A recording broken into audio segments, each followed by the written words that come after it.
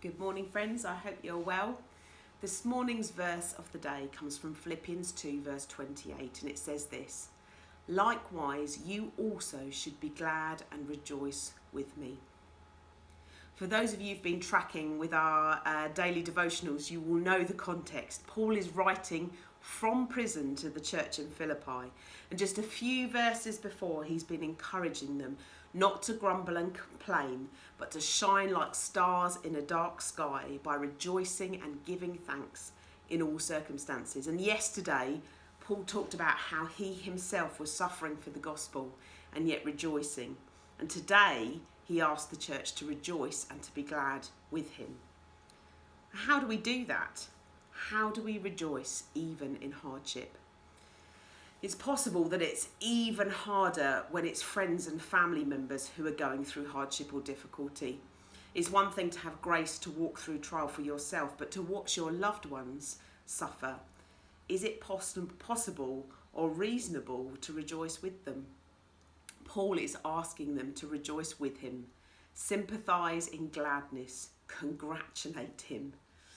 It's probably helpful for us to think about what joy is, because the Bible isn't advocating just grinning and bearing it. It doesn't mean that we should be constantly happy in a detached or unreal way.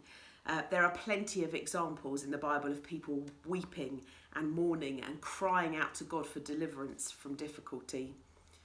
This kind of joy isn't superficial.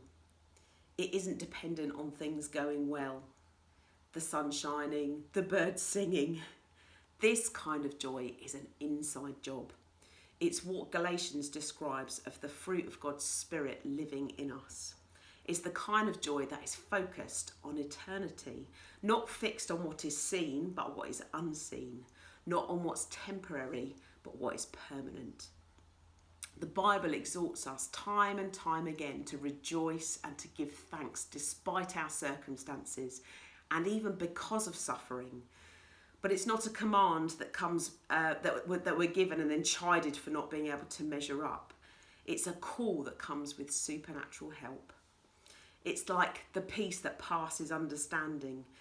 It's like love that we give because we were first loved. This is the type of joy that we must pursue no matter what. Think about the posture of someone who's fed up. Their head is bowed, their body language is closed, they make slow progress. But if we lift our heads and we can see further and we can keep our perspective. The person whose eyes are fixed on eternity knows that they are heirs of every spiritual blessing in Christ Jesus, can rejoice even when money is tight. The person that sees that Jesus has defeated sin and death can find grace to shake off condemnation when they fail. The person who knows that Jesus is coming back again and that we will be raised with him and made new can endure sickness and grief without losing hope. 1 Peter 4 verses 12 to 14 encourages us not to be surprised when we experience hardship like it's unexpected or unwelcomed, but that we should rejoice because we know that our short-term pain is our long-term gain. We aren't like the people that we live next to or we sit next to in the office or stand in the queue with at the supermarket. We are aliens and strangers here, and we know that our joy isn't dependent on today's weather or on our bank balance or the latest headline. Our joy is rooted in joy himself, who is with us, who is for us, and who is in us by his Spirit.